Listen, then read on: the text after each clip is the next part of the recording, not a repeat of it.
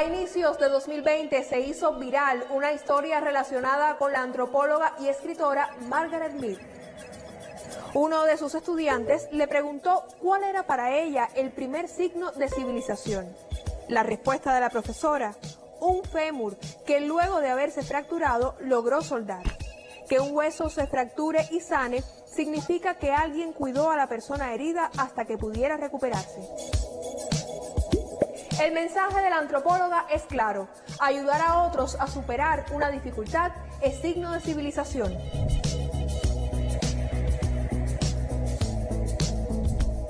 La COVID-19, primera gran pandemia de este siglo, demostró la necesidad de colaboración en todas las esferas de la vida y en especial en el ámbito científico. En este contexto, por ejemplo, se ha brindado libre acceso a investigaciones en curso y a muchísimos datos que sirven como punto de partida para nuevos estudios. A poco más de un mes de detectados los primeros casos, científicos chinos pusieron a disposición de la comunidad internacional la primera secuencia del genoma del SARS-CoV-2. Esto ocurrió en tiempo récord. Para que tenga una idea, descifrar todo el mapa genético del VIH demoró medio siglo. En el caso del nuevo coronavirus tuvimos acceso muy rápido al genoma, una especie de manual de instrucciones para su funcionamiento y transmisión. Junto a este código y con el propósito de diseñar mejores estrategias de control, los científicos necesitaban ver al SARS-CoV-2 que mide unos 100 nanómetros. Esto significa que en 1 milímetro pueden existir hasta 10.000 partículas virales. A esa escala diminuta solo accedemos a través de la microscopía electrónica. Especialistas de diversos países obtuvieron estas microfotografías compartidas en plataformas digitales de dominio público. Al alcance de todos quedaba un conocimiento útil para el desarrollo de tratamientos y vacunas.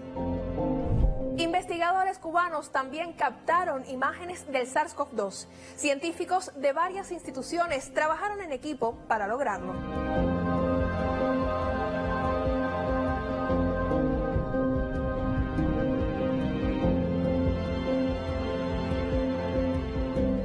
La primera microfotografía del coronavirus a partir de muestras clínicas cubanas se obtuvo aquí, en el Centro de Estudios Avanzados. Especialistas de este lugar y del Instituto Pedro Curie comprobaron de qué manera el agente infeccioso ataca la célula.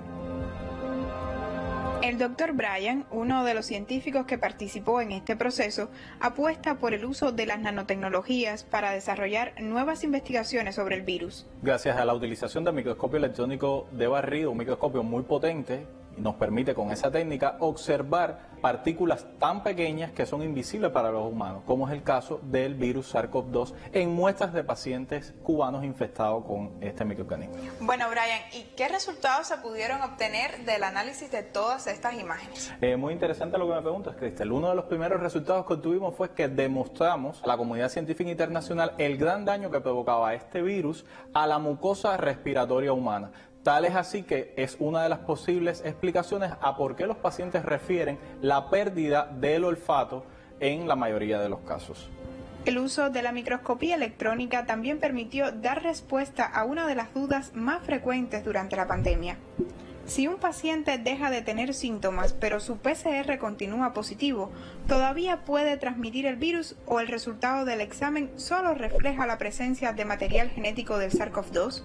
Demostramos que en aquellos pacientes con una persistencia viral por más de 30 días, seguíamos observando partículas virales y correspondía a un PCR positivo. Aquí podemos ver una gran dispersión de la excreción de partículas virales con el daño celular característico del SARS-CoV-2. Mientras que cuando el paciente se vuelve PCR negativo, o sea que la prueba del PCR da un resultado negativo, observábamos que no se podían constatar la presencia de ninguna de las partículas virales, por lo que la persona realmente, cuando el PCR es negativo, no es infecciosa. Estos resultados abrieron un camino hacia el desarrollo de tratamientos y candidatos vacunales. Microfotografías, genoma y la comunidad científica enfocada en hallar soluciones. Todo indicaba que una vacuna contra la COVID-19 estaría disponible muy pronto.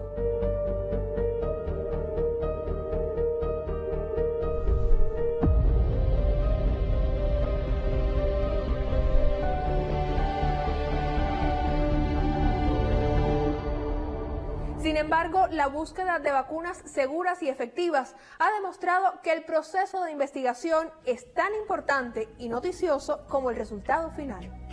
El desarrollo de un candidato vacunal debe cumplir varias fases. En la etapa de ensayos clínicos pueden aparecer efectos adversos. Si esto ocurre, es necesario hacer un alto en el estudio, revisar el trabajo y ajustarlo.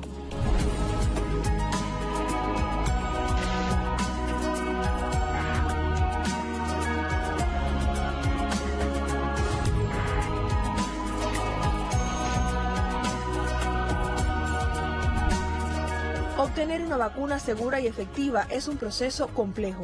En algunos casos, los resultados favorables pueden tardar décadas e incluso no llegar. Sin embargo, la información científica sobre el SARS-CoV-2 demuestra que sí existen posibilidades. Esa es la primera buena noticia, porque justamente este es un virus que realmente tiene una propagación muy rápida y justamente para poder propagarse tan rápido tiene que exponer vulnerabilidades y esas vulnerabilidades son las que han permitido abrir el camino hacia diferentes tipos de vacunas y diferentes alternativas de vacunas.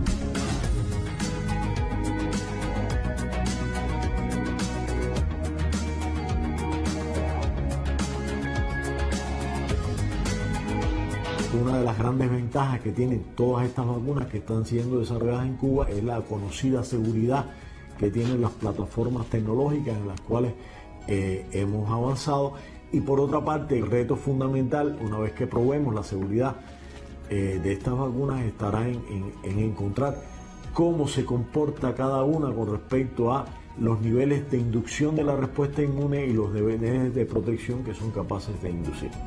Todos los candidatos vacunales cubanos se encuentran en diferentes fases de ensayos clínicos. Soberana 01 y 02 forman parte de las vacunas contra la COVID-19 más avanzadas, según el listado oficial de la Organización Mundial de la Salud. Para llegar a estos resultados, trabajan en equipo especialistas del Instituto Finlay de Vacunas, del Centro de Inmunología Molecular y de la Facultad de Química de la Universidad de La Habana. Esa estrategia de colaboración propone una mirada transformadora sobre el modo de hacer ciencia, que incluye el vínculo entre las empresas y el conocimiento generado desde la academia. Todo el mundo nos pregunta cómo fue que llega a la Universidad de La Habana el proyecto de Soberana. Es una duda que tienen mis amigos y que tienen incluso dentro de la universidad.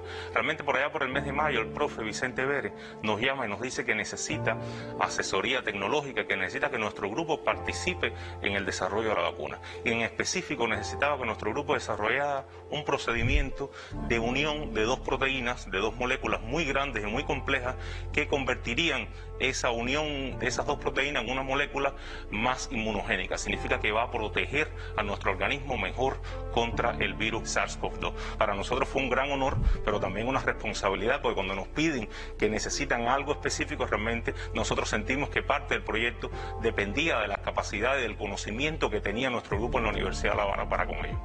Debo decir que esa no es la única colaboración que existe de la universidad con Biocuba Pharma. Existen muchos otros proyectos, entre ellos con el Centro de Inmunología Molecular y con el Centro de Investigaciones y Desarrollo de Medicamentos. Ambas instituciones realmente tienen una colaboración muy activa con nuestro grupo y ha permitido el desarrollo de un nuevo laboratorio de síntesis química en la universidad. Y en este escenario de ciencias exactas y naturales es donde entran las ciencias jurídicas a desempeñar su papel. No fue hasta entonces con la creación de este contrato, que fue también innovador y novedoso, que es donde se logró el intercambio entre grandes profesionales de la ciencia y los estudiantes en la universidad.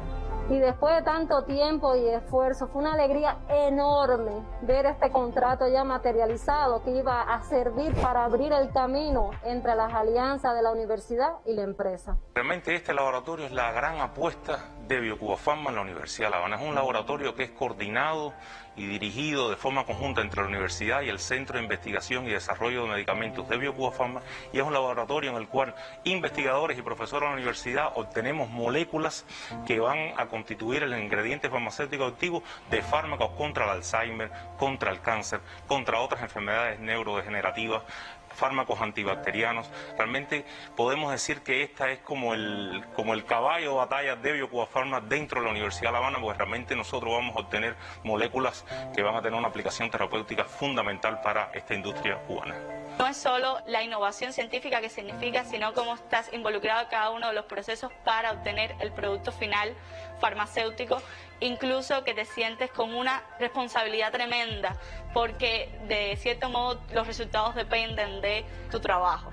Realmente hay que decir que en Cuba la colaboración científica es espectacular y la universidad ha demostrado que está ahí para BioCuba Pharma y para cualquier otra empresa que necesite nuestro talento y nuestros investigadores. Uno de los cambios significativos relacionados con la pandemia es que los estudios sobre el SARS-CoV-2 se desarrollan a una velocidad y escala sin precedentes. El acceso abierto a información científica favorece la búsqueda de soluciones en áreas vitales, como es el caso de los dispositivos médicos.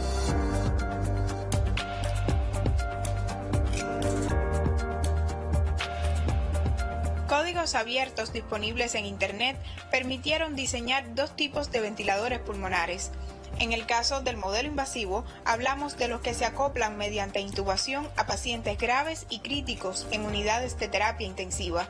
La otra variante son los no invasivos, útiles para asistir a personas con síntomas menos complejos. Para nosotros fue de gran ayuda tener acceso a códigos abiertos de diferentes universidades. Por ejemplo, la Universidad Tecnológica de Massachusetts, la Universidad de Bélgica, entre otras, que compartieron planos de sus ventiladores y al igual que ellos compartieron sus conocimientos, nosotros pensamos publicar en algún momento nuestros adelantos y todo nuestro know-how para que otro grupo en otro lugar del mundo ante una situación de crisis pueda usarlos también y pueda tener un ventilador de emergencia en corto plazo.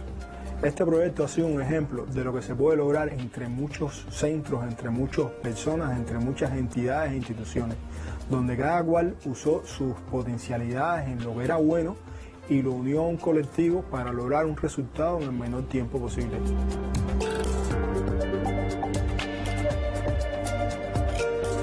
Durante 2020, múltiples equipos de investigación compartieron sus artículos sobre la COVID-19, disponibles en Internet sin límites. Además, los repositorios de preprint o prepublicaciones comenzaron a ser consultados como nunca antes por periodistas y público general. El concepto de preprint tiene su origen en la era predigital, cuando todas las revistas se publicaban en papel y por tanto el proceso era lento. Los investigadores accedíamos a los resultados antes de ser impresos. De ahí su nombre. Estos trabajos habían transitado por la validación a cargo de colegas especializados. Sin embargo, los apremios derivados de la pandemia han propiciado una mutación del concepto. En lugar de ser literalmente preprints, han conservado el nombre, pero han pasado a ser pre-revisiones. Es decir, se publican sin contar aún con el aval de expertos. Con esas herramientas a mano, los especialistas que trabajan en un tema intentan ahorrar camino y tienen una idea de lo que hacen otros colegas en el mundo. Cuba ha tenido un papel importante en la producción científica por parte de sus académicos, por parte de sus investigadores, de sus profesores, y hoy hay más, alrededor de unos 500 artículos publicados en revistas nacionales e internacionales de impacto, donde se refleja la experiencia cubana en relación a la COVID-19. También Cuba ha trabajado esto en materia de los preprint y hay alrededor de unos 30 artículos en estas condiciones, también puestos a la comunidad científica internacional, llevando con la inmediatez que se requiere información para su interpretación adecuada. Los artículos que aparecen en servidores de preprint deben consultarse con cautela porque aún no han sido validados con el rigor de la ciencia. Muchas noticias sensacionalistas durante la pandemia surgieron de la inadecuada interpretación de estos trabajos. Algunos hallazgos presuntamente válidos, relacionados por ejemplo con posibles fármacos para tratar la COVID-19, alcanzaron gran notoriedad antes de que se comprobara definitivamente que no tenían las propiedades que se les atribuían. Entonces, resulta que la producción de preprints, si bien ha tenido efectos positivos porque permitió un acceso rápido a los resultados, en algunos casos resultó una práctica nociva por incumplir con el debido rigor científico. Estas experiencias invitan a estar muy atentos a evitar una aceptación acrítica de la información que está disponible con acceso abierto en Internet. También vinculado con el escenario digital, otro de los cambios que impulsó la pandemia fue lo que muchos consideran como el mayor experimento de teletrabajo de la historia. Para algunos, el 2020 significó quedarse en casa alejados de su rutina laboral. Para otros, adaptarse a nuevas dinámicas de trabajo. Se pasa de hablar de horas en el puesto de trabajo a horas dedicadas al trabajo. Ahora bien, para aprovechar las potencialidades del teletrabajo, los empleadores deben garantizar el acceso y la interacción de los empleados vía telecomunicaciones en cualquiera de sus variantes. Y es entonces responsabilidad de los empleados su participación efectiva en acciones individuales y colectivas, sin requerir de una constante fiscalización por los distintos niveles administrativos.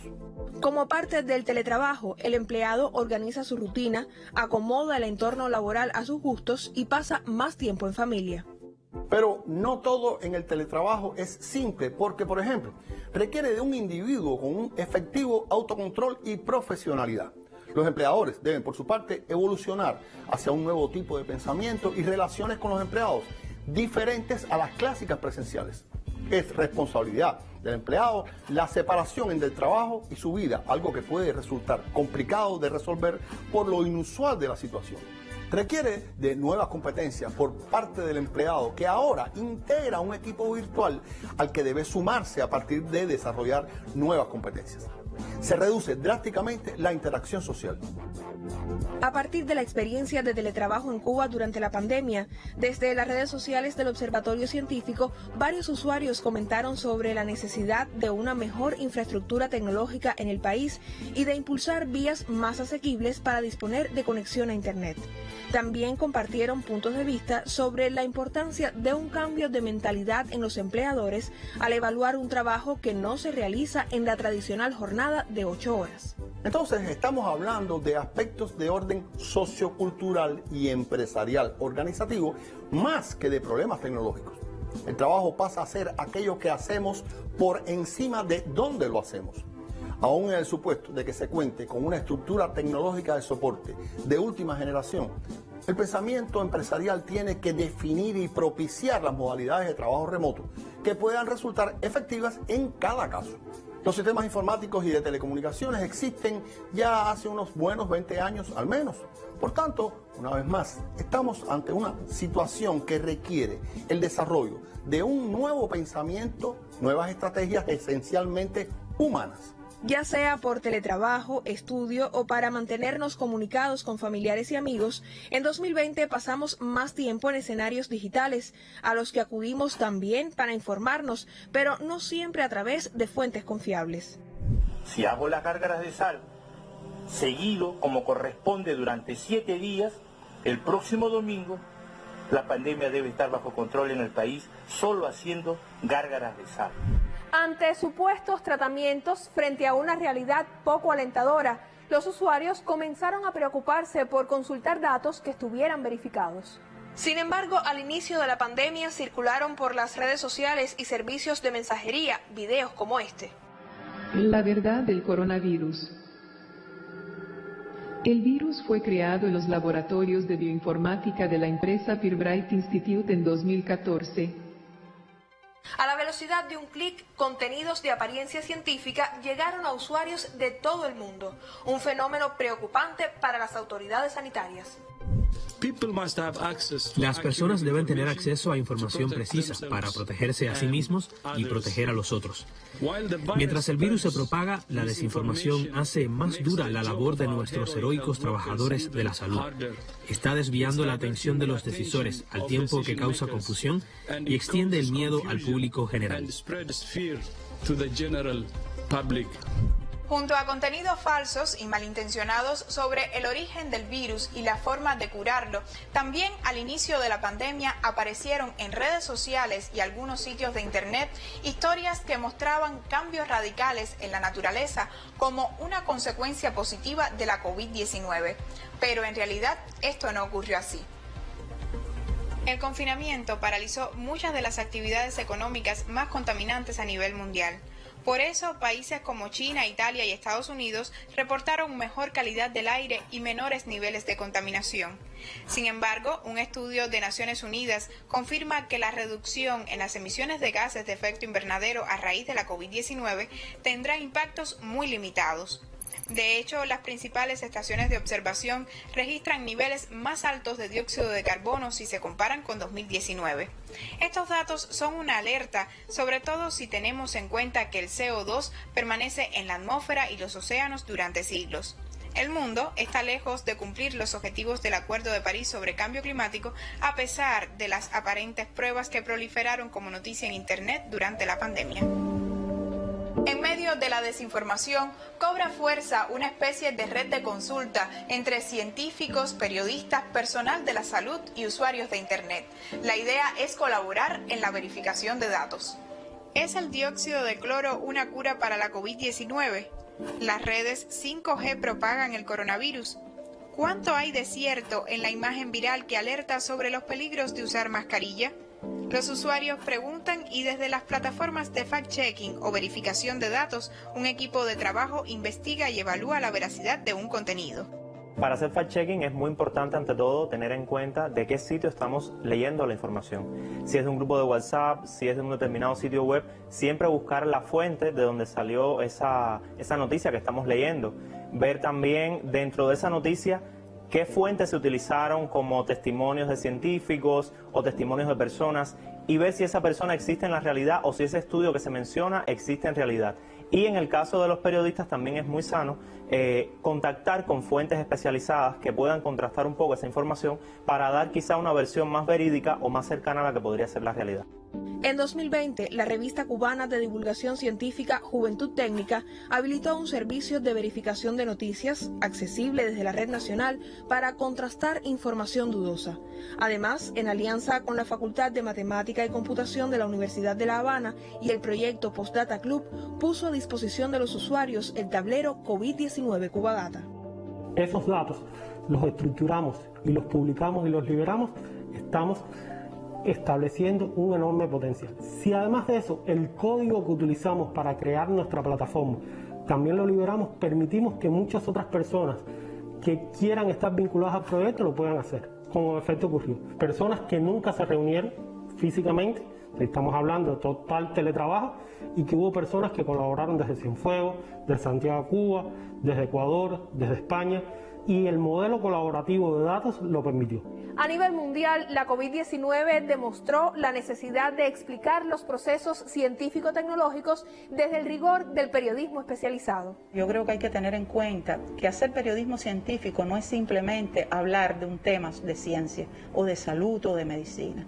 Hacer periodismo científico significa sobre todo contextualizar esa información, verla en sus antecedentes, en su complejidad, ver que no es un camino unidireccional, que hay retrocesos, que hay debate. Durante la pandemia la ciencia ha estado en el centro de atención. Esto hizo que la relación entre periodistas y científicos fuera cada vez más estrecha. Y ahí apareció un tercer actor, que es el público. El público, con sus comentarios, con sus inquietudes, ha colaborado en esta unión entre científicos y periodistas, y al sumarse el público entre los tres se conformó una cultura científica cada vez más sólida.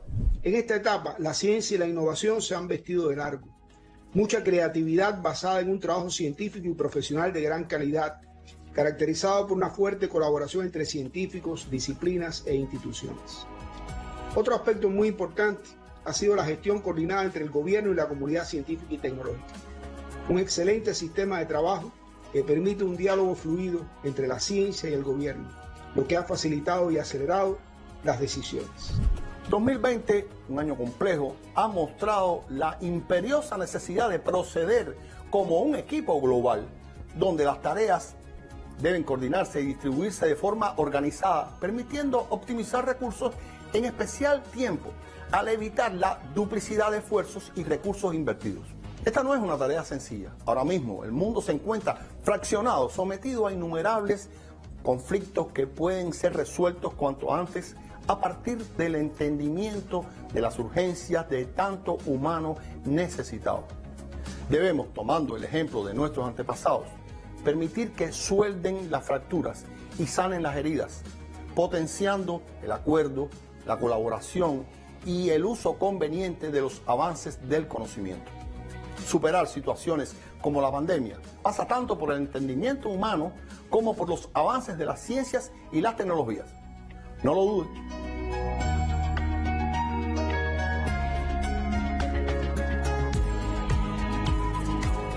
Los avances científicos y la voluntad para compartirlos fueron resultado de una dinámica de ayuda que muchos en el mundo asumimos. 2020 demostró la necesidad de colaboración global y de que todo impulso a favor de la vida sea sostenido por el conocimiento.